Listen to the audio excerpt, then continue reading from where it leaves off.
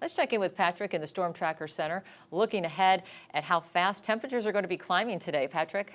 It'll be another hot one, so if you don't like the summer, you're just going to have to get through today because we do have some cooling settling in for the rest of this week and even into the weekend.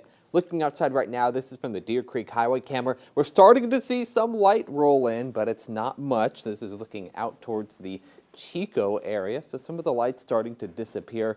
But yeah, we are still seeing darkness across most of our region. Now today, temperatures will be topping off in the low to mid 90s across the valley, upper 70s to mid 80s in the mountains, so it will feel a lot like summer. You want to start your day off with some added layers so you can move them or take them off later on with some of this heat this afternoon and evening.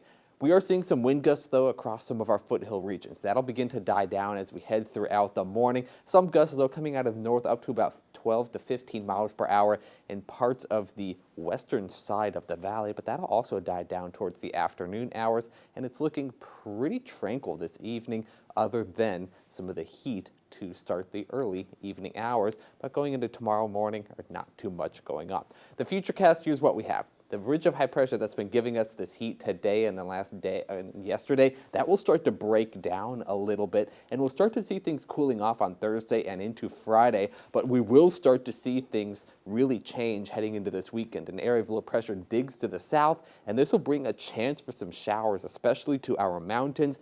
And then we see things shift a little bit on Sunday, and this begins the possibility for a northerly wind event to start up. This may increase our fire danger. That's something we'll have to keep an eye on going forward, but that'll move on out pretty quickly, and cooler weather will stick with us for at least the beginning of next week with another shot of possible rain by the middle of next week. But here's what the Futurecast looks like with this weekend's rain chances. A few clouds coming in tomorrow and Friday, but Saturday, that's when we start to see the bulk of the system roll on through, but it's not very organized, so it's not going to really bring too much to the valley, and whatever does fall in the mountains, maybe up to about 1/10 of an inch with some snow in the higher elevations. So it's not looking too organized, as I mentioned, but it's also quick moving, so it'll just move on out pretty quickly. Sunday looking rather clear. Now the gardening forecast, this is what we have. I don't think we're going to see a lot of rain, so we won't see the gardens being watered by Mother Nature the next few days and even into the weekend, so you probably need to water on the days that you can, given that there are still some of those drought restrictions out there. But the next 7 days, here's what we have. Upper 80s by tomorrow, so the cooling trend begins.